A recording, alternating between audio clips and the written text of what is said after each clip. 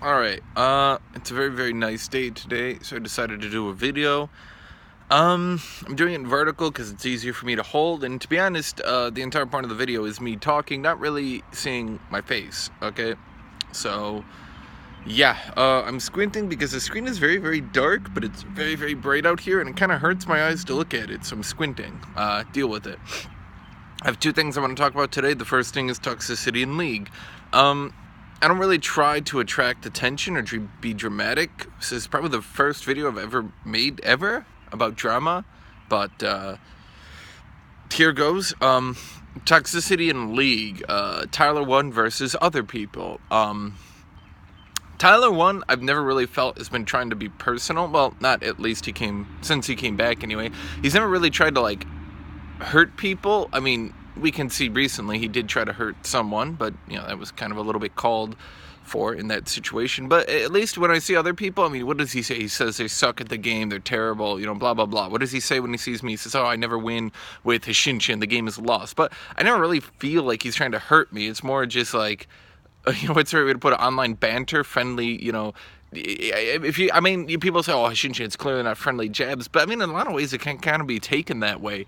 And I've never really gotten in a game with Tyler and felt like, "Oh, that son of a bitch." But I have laughed at his stuff. It's, okay, Tyler. I've never really felt like he goes for the throat, whereas some other people always feel like they go for the throat, and I feel like that's why the community has always been wrong about the whole situation. I mean, Tyler 1 and me especially, we don't really use racial slurs, sexual epithets, things like that.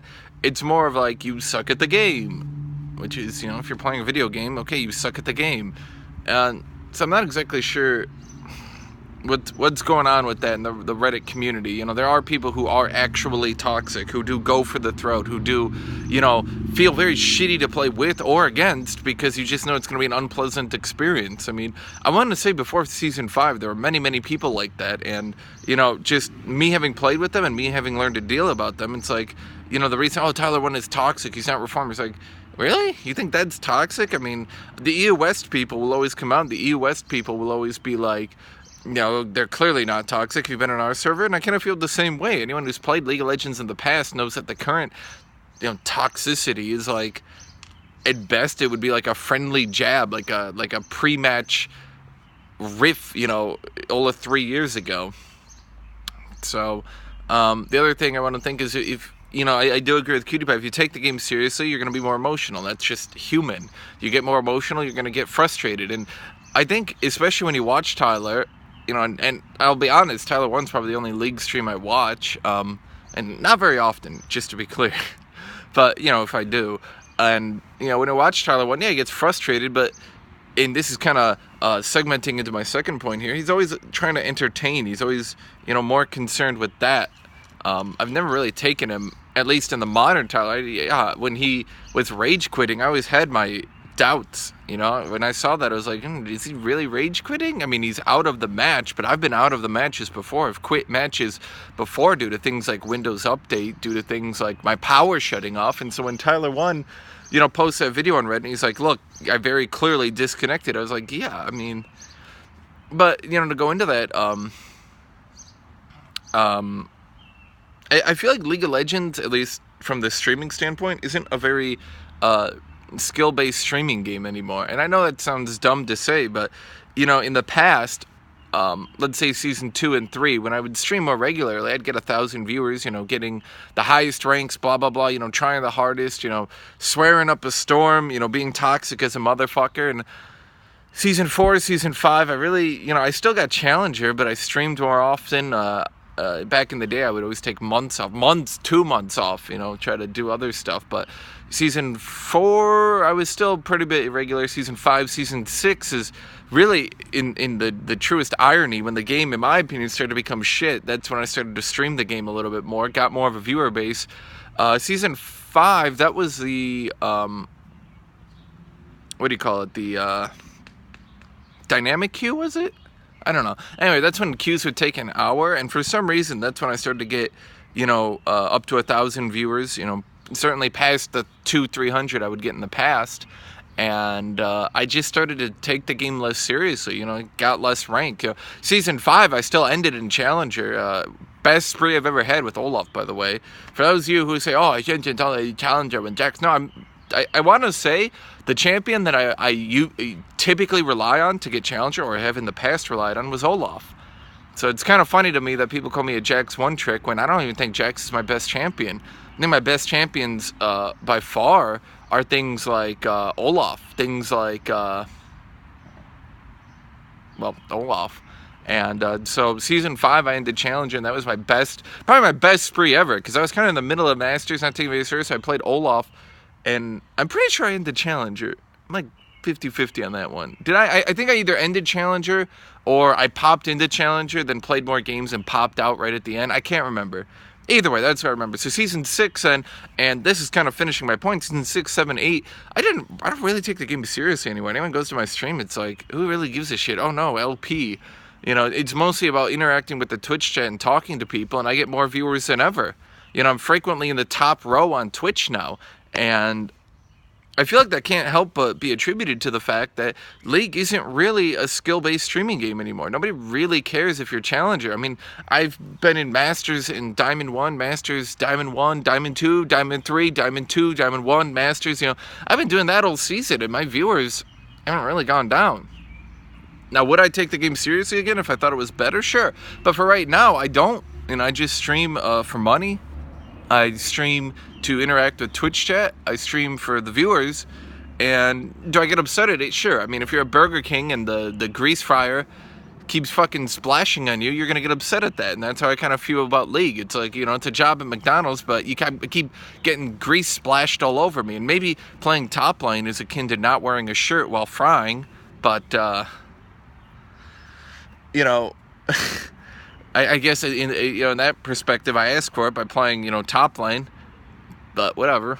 And I think that's something a lot of people haven't realized lately. I know I've talked about that on my stream lately, but yeah, if the pros come out and they stream, maybe they would get viewers because they just have more attention. But if you look at a lot of the streamers lately that have come out in the past few years, do they have to be Diamond? Sure, nobody wants to watch a Platinum player, but once again, the Diamond, Master, it's like, yeah, I'm good enough. I mean, you got people like Pokemon, you got people like Trick, me, I'm going to include myself here, even people like Tyler. Tyler is probably going to get really upset at this, me saying he's not in Challenger, but no, you haven't been in Challenger a lot, and how many viewers have you gotten? A lot.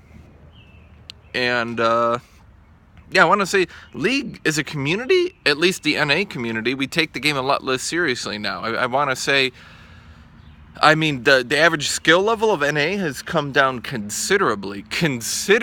I mean, a lot of that is due to the champions being dumbed down. Got shit like Ornn and Cho'Gath in top lane being dominant picks. That just kind of forced the lane to be dumb, but I think Bruiser v. Bruiser is a lot more skilled, is my summation of that argument. But more so than that, I just think the average skill level of NA has come down considerably. People take the game less seriously. People have been joking about it being a for-fun game, and not even really joking. I mean, actually saying, let's just have fun. Who cares anymore? So, yeah, that's definitely something I want to think about. There's some streamers out there who don't get many views, who still think that this is a skill-based streaming game, and to be completely honest with you, it's almost a bit of advice from me to, don't take the game seriously anymore. Put effort into it, put emotion into it, but try to entertain people most of all.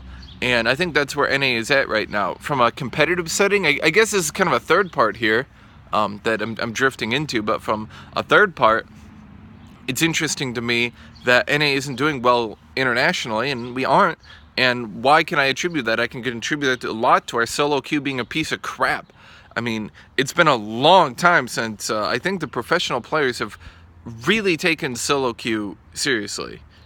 If you duo, you're pretty much, you're Challenger. I mean, I duo with Charisma, and that pushed me up to what, like 200 LP?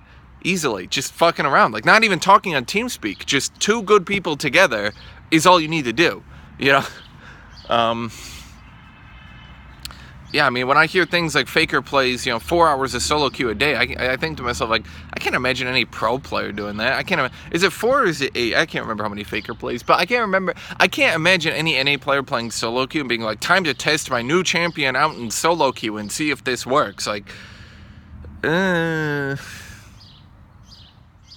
mean, especially, I think NA has always been less ambitious in other regions in the past, but I think especially now. I mean, you've always seen other regions will always try to play the best champions, always try to do their best. If you get into Challenger with Aatrox, people are like, holy shit, that motherfucker got into Challenger with Aatrox.